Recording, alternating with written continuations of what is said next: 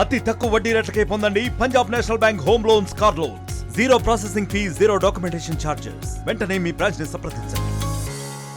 ఎల్లుండి అమరావతికి, విజయవాడకి అమిత్ షా వస్తున్న నేపథ్యంలో అయితే సిపిఐ నేతలు మాత్రం ఖచ్చితంగా అమిత్ షా పర్యటనని అడ్డుకొని తీరుతామని చెప్పి చెప్తున్న పరిస్థితి. అసలు అమిత్ షా ప్రోగ్రామ్ని ఎందుకు అడ్డుకోవాలో వారి మాటల్లో ఉందో ప్రస్తుతం మనతో సిపిఐ కార్యదర్శి రామకృష్ణ గారు మనతో ఉన్నారు. మాట్లాడే ప్రయత్నం చేద్దాం. సార్, ఓవరాల్గా అమిత్ షా వస్తున్నారు. మొత్తం ప్రభుత్వం ఏమో, కుటుంబ ప్రభుత్వం మొత్తం కూడా ఆయన రాకను పెద్ద ఎత్తున చేయాలని ఒక ప్రయత్నాలు చేస్తుంది. మీరేమో అడ్డుకోవాలనే ఒక ఆలోచనలో ఉన్నట్టుగా తెలుస్తుంది. అసలు ఏంటి మీ ప్రాబ్లం? మేమే కాదు, మాతో పాటు ఇతర ప్రజా సంఘాలు, దళిత సంఘాలు, అదేవిధంగా సామాజిక న్యాయం కోరుకునే ప్రతి ఒక్కరు కూడా, అంబేద్కర్ని గౌరవించే ప్రతి ఒక్కరు కూడా మా నిరసన కార్యక్రమంలో పాల్గొనాలని కోరుతా ఉన్నాం. ఇవాళ 10 వామపక్ష పార్టీల ఆధ్వర్యంలో మేము ఈ పిలుపునిచ్చినప్పటికీ ప్రజా సంఘాలు కూడా ఎవరికి వారు సమాయత్తమవుతూ ఉన్నారు. దళిత సంఘాలందరూ కూడా దానికి ప్రిపేర్ అవుతూ ఉన్నారు.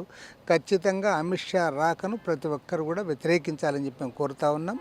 ఆయన రాజ్యాంగం పైన నమ్మకం లేని వ్యక్తి, ఏమాత్రం కూడా అంబేద్కర్ని గౌరవించని వ్యక్తి, అంబేద్కర్ను సాక్షాత్తు పార్లమెంట్లో అవమానించిన హోమ్ మినిస్టర్ ఈ రాష్ట్రానికి విచ్చేస్తున్న సందర్భంలో రాష్ట్ర ప్రజల తరఫున మేము ఘనంగా మా నిరసన కార్యక్రమాన్ని చేపట్టబోతున్నాం. అంటే మీరేమో నిరసన అంటున్నారు, మరోవైపు ప్రభుత్వం పెద్ద ఎత్తున ఆయన్ని స్వాగతించే ప్రయత్నం చేస్తుంది. ఎందుకంటే ఇప్పటికే విశాఖ లాంటి ఇబ్బందుల్లో ఉన్న కర్మాగారాలకు కూడా 11,000 కోట్ల రూపాయలు డబ్బులు శాంక్షన్ చేయడానికి కూడా సిద్ధమవుతున్న నేపథ్యంలో మనం చాలా వామ్ వెల్కమ్ చేయాలి అనేది ముఖ్యమంత్రి మాట్లాడుతున్న పరిస్థితి. విశాఖ ఉక్కు ఫ్యాక్టరీని ఆ దశకు చేర్చింది ఈ గవర్నమెంట్. గత 10 ఏళ్లుగా నరేంద్ర మోడీ ప్రభుత్వం కేంద్రంలో అధికారంలో ఉన్న నేపథ్యంలో ఇవాళ విశాఖ స్టీల్ ప్లాంట్ని ఈ గతి పట్టించారు. ఇప్పుడు అది అప్పుల పాలైన తర్వాత మేము కూడా మీకు కింద అప్పిస్తాం. అందరూ కూడా 11,500 కోట్లలో దాదాపు 10,300 కోట్ల రూపాయలు బాండ్స్ దానికి సంబంధించినవి ఇస్తున్నారు. కాబట్టి ఏమంటే వారు నిజంగా దాని ప్రైవేటేషన్ కాకూడదు, భవిష్యత్తులో అది మరింత ఫ్లరిష్ కావాలి, మొత్తం మన రాష్ట్రానికి మణిదీపంగా అది వెలగాలంటే దానికి క్యాప్టివ్ మైన్స్ ఏర్పాటు చేయాలి. అదేవిధంగా దానికి ఏదైతే ఇవాళ సెయిల్ ఆధ్వర్యంలో దాన్ని నడపాలని అడుగుతూ ఉన్నారు వర్కర్స్, ఆ రకంగా దాన్ని సెయిల్కి అప్పచెప్పాలి, సెయిల్లో విలీనం చేయాలి. నీవు అది చేయకుండా మీరు ఆల్రెడీ అప్పుల్లో ఉన్నారు కాబట్టి నేను కొంత అప్పిస్తాను, మీరు తీసుకోండి, నేను అప్పులు ఇప్పించినంత మాత్రాన అది పరిష్కారం కానే కాదు. మరి వీరెందుకు ఇంతగా ఉబలాట పడతానో నాకు అర్థం కావడం లేదు. తెలియని వాళ్ళు ఉబలాట పడితే there is some meaning. Already అన్నీ తెలిసిండి కూడా మరి వీళ్ళు ఏం ఉబలాటము, ఏం ఉత్సాహము, ఇవంతా ఎందుకు చూపుతున్నారు అర్థమే కాలే. ఈవెన్ అమరావతికి ఎట్లయితే అప్పులు ఇప్పించారు ప్రపంచ బ్యాంక్ నుంచి, ఏషియన్ డెవలప్మెంట్ బ్యాంక్ నుంచి, హడ్కో నుంచి అమరావతికి రుణాలు ఇప్పించారు. ఇప్పుడు విశాఖపట్నం దానికి చేస్తున్నారు.